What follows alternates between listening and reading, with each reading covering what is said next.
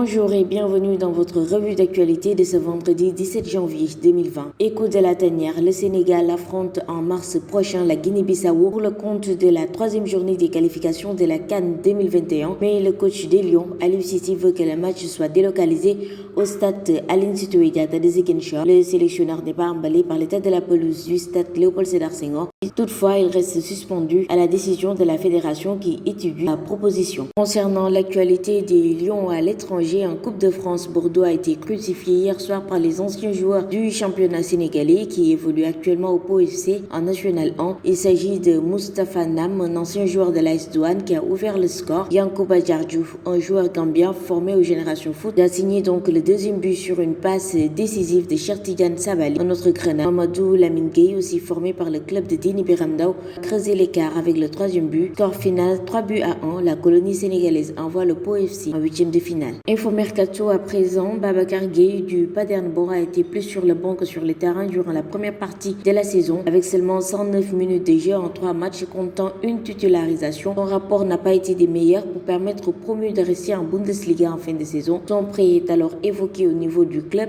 et Babacar Gueye pourrait tenter sa chance en deuxième division où des formations comme le Dynamo Dresden ou Hansa Rostock sont intéressées. Toujours en Mercato, parlons du FC Sochaux qui fait du Sénégal une zone prioritaire pour son recrutement. Le Sénégal est une priorité, a insisté le coordinateur du recrutement du club français, Raphaël Scherer. Sochaux compte déjà dans ses rangs 3 internationaux sénégalais, à savoir Christophe Diédhiou, Abdoulaye Sané et Ousseynou Thioune. Au Sénégal, le club français a une idée très claire des profils recherchés. Ce qui est intéressant, c'est qu'on trouve dans ce pays des joueurs modernes qui allient football technique et athlète, a dit Scherer, faisant ainsi part de l'ambition de son club de créer une stratégie sur le continent africain, notamment au Sénégal. Bouclons cette revue d'actu avec ces déclarations de Dembaba qui dit, je cite, si Sadio Mané vient me voir et qu'il me dit je suis meilleur que Messi, je le gifle, fin des citations. Selon lui, il n'y a pas de comparaison entre les deux joueurs. D'ailleurs, il s'explique le fait que Mané ait remporté la Ligue des Champions, la Super Coupe, il a joué une saison incroyable et terminé meilleur buteur ex aequo en Premier League. Il n'y a pas que cela, il a aussi été décisif dans tous les matchs. Je pense qu'il aurait gagné le Ballon d'Or. J'ai eu cette conversation avec beaucoup de joueurs et ils disent oui, mais Messi est un meilleur joueur, bien sûr, tout le monde le sait.